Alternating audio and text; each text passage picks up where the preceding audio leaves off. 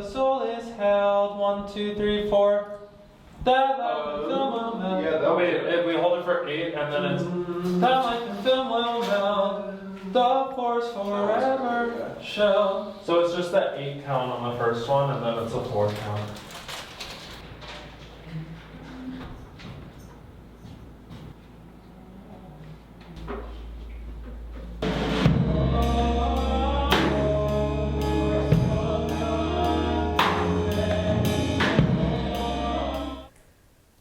Who are you?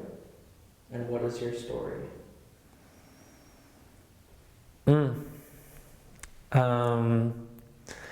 Well, my name is Max, and I'm from the San Francisco Bay Area in California, but that doesn't really give you any insight to like who I am. Raining, growling, never dying in a fate worse than death. Ruin, she cries her miserable nail, so the bastard will never sleep again. No reprieve. I think I'm someone who has bounced around a lot and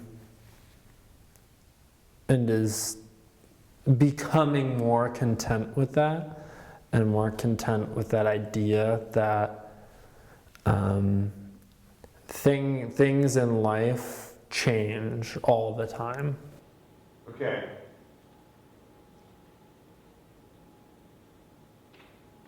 Yeah, that's okay. So, how do you feel about that? Right, just as it is right now. That craft, that artistry, like what fuels your passion for what you do? I think like that it changes from project to project, but I think the through line is that when I'm motivated, I care about the work and I care about who I'm making the work with and then who I'm making the work for. It's not like every day I'm like, yes, like I am doing theater, like I'm gonna make so much money, it's gonna be awesome. Like, no.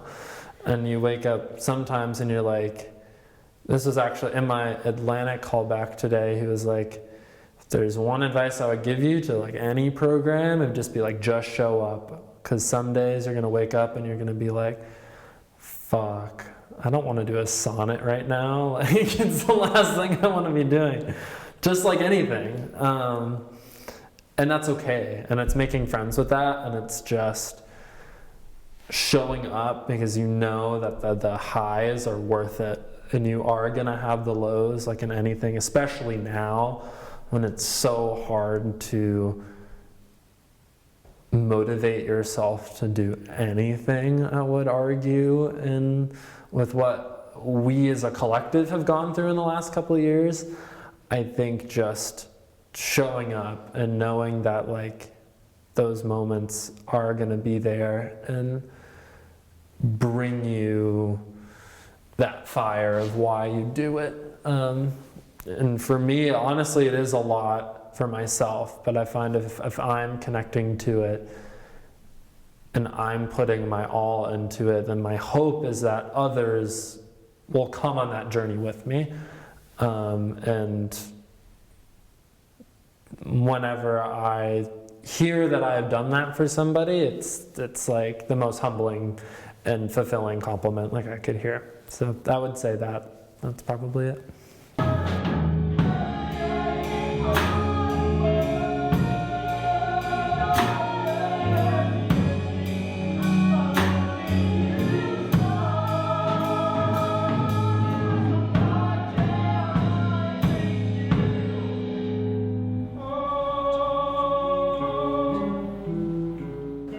This whole process of trying to figure out what exactly the next steps are has been a lot. For me, it's been applying to graduate school, and that's not the case for everybody, but that's what it's been for me. On my own accord, would rehearse by myself in a room like this for multiple hours, and then go and do my other commitments.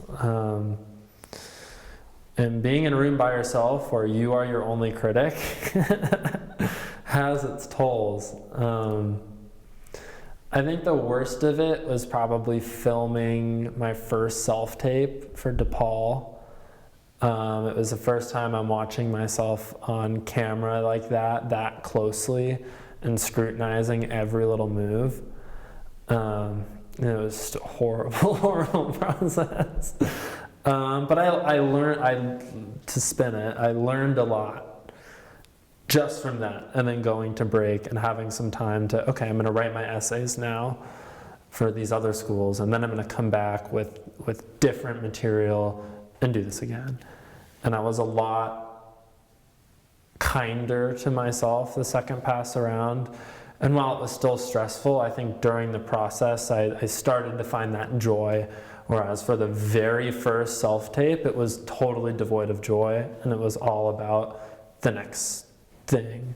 What would you say your hopes and dreams are for this journey that you're currently beginning? I was asked that in my callback today. My hopes and dreams, if I'm shooting big, is to meet people or reconnect with people I already know and make some cool fucking shit and see where it goes. And if we're talking hopes and dreams, ride that wave like up the professional circuit, up to different professional theaters, and get that shit noticed and out there and people loving it. That would be incredible. Like, I don't even know like what that experience would be like or feel like, but I can imagine that would feel pretty damn cool. But if we're shooting for realism, I think it would be to constantly be finding work that does give me purpose. Like, to me, being in the musical Cats, no shade to Cats, probably isn't going to bring me a lot of purpose. And that's fine.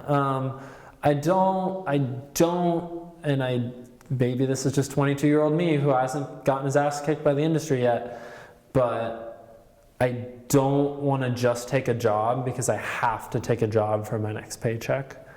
I don't want this thing that I'm spending my heart and soul into to suck the life out of me. I want to give myself to it, and I want it to give back. And I hope that doing that I'll get out what I'm putting in, and I don't have to. And maybe I will sometimes, but consistently sell myself out.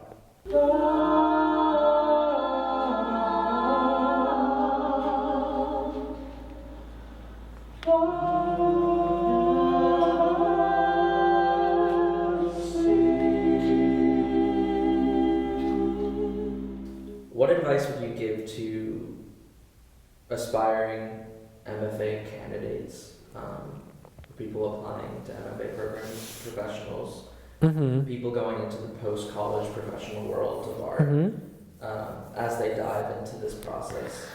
Oh gosh, it's like the question I ask everybody. Do your research. Work hard, but not too hard. Work smart. Enjoy the material in theater. Enjoy the material that you're working with. And trust your gut. It can be a lonely process at times,